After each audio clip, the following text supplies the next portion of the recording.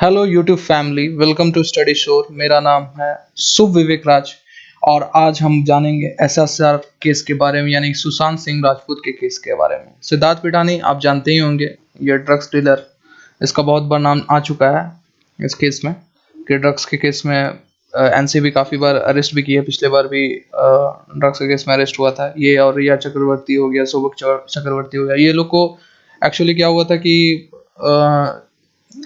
Bill दे दिया गया था, अक्टूबर में बिल दे दिया गया था रिया चक्रवर्ती को भी 2020 में, और उसके भाई सौभिक चक्रवर्ती को भी दिसंबर 2020 में बिल मिला था और इसको ही मिल गया था। पर क्या हुआ, सिद्धार्थ पिटानी को 3 बार समन जारी किया गया एनसीबी के द्वारा, और तीनों बार समन जारी करने पर सिद्धार्थ पिटानी चकमा देके इधर उधर जा रहा था। बॉम्बे में रहता था पर ये हैदराबाद भाग गया था।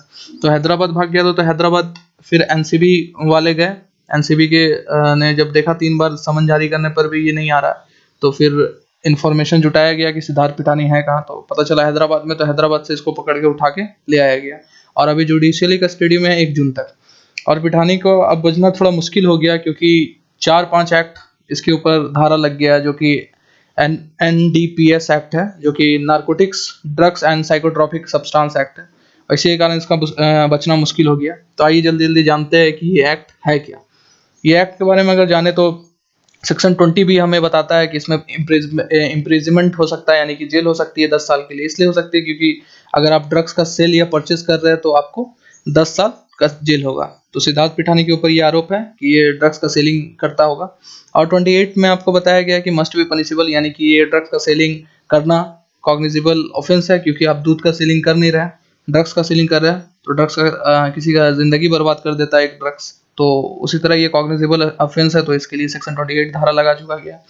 और सेक्शन 29 का अगर हम बात करें तो सेक्शन 29 में ये बोला गया है कि आईपीसी के अंदर आता है आईपीसी 1816 आईपीसी का जो 1816 में आया था, इंडियन पिनल कोड, जो कि चार्टर एक्ट 1833 जो आया था, उसमें उसी समय इंडियन पिनल कोड भी आ गया था, उसी के तहत आया। अगर आप पढ़े होंगे तो चार्टर एक्ट 1833 को अच्छे से, तो आप जानते होंगे इंडियन पिनल कोड उसी से आया।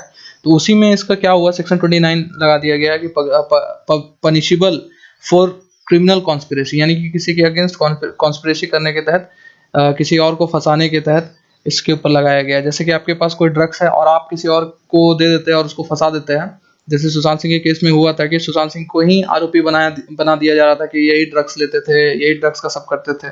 तो इसलिए सेक्शन 29 भी लगा दिया गया है इसके ऊपर, सिद्धार्थ पिठानी के ऊपर। और सेक्शन 27A में अगर आप जानिएगा तो ये इम्प्रिजमेंट देता है, जेल देता है 20 साल का, और फाइन अप टू 2 लाख का फाइन भी लग जाएगा, और आपको जेल भी हो सकता है 20 साल का। इसलिए होगा क्योंकि आप इसमें क्या होता है ना कि आप फाइनेंशियली आप बेनिफिट कमा रहे हैं। कैसे कमा रहे हैं, जैसे कि आप ड्रग्स रखे हुए घर में 1-1 केजी 2-2 केजी हीरोइन आप रखे हुए हैं और उसका सेलिंग कर रहे हैं, या किसी और के घर में रखा है और वहां से फिर आप सेलिंग कर रहे हैं, मतलब फाइनेंशियली आप बेनिफिट ले रहे हैं किसी भी तरह से। तो वो सेक्शन 27A के तहत। और जहां हम बात करें सेक्शन 8C के तहत, तो सेक्शन 8C के तहत ये होता है कि कल्टीवेशन करना, प्रोडक्शन करना कैनबिस का, ये सब क्या है, ये सब इलीगल है, क्योंकि आपके पास परमिट होता नहीं है। जिसके पास परमिट नहीं है, लाइसेंस नहीं है, जैसे आप बंदूक नहीं रख सकते बिना लाइसेंस और परमिट का, उसी तरह आप कल्टीवेशन नहीं कर सकते, प्रोडक्शन नहीं कर सकते। और अगर आप प्रोडक्शन करिएगा और कल्टीवेशन करिएगा बिना लाइसेंस का, तो ये तो फिर इलीगल हो गया। तो उस वो भी सेक्शन 8 से भी लग गया है इसके ऊपर। तो ये जो 4-5 जो एक्ट आपको बताया, ये काफ़ी इंपॉर्टेंट है, तो आप भी बच के रहिएगा। अभी इसमें से कुछ मत करिए, नहीं तो एक धारा आपके ऊपर भी लग जाएगा। ऐसे मजाक कर रहा था। तो वीडियो कैसी लगी, वीडियो अगर अच्छी लगी तो सब्सक्राइब करिए, लाइक करिए, कमेंट करिए, ठीक है। Thank you.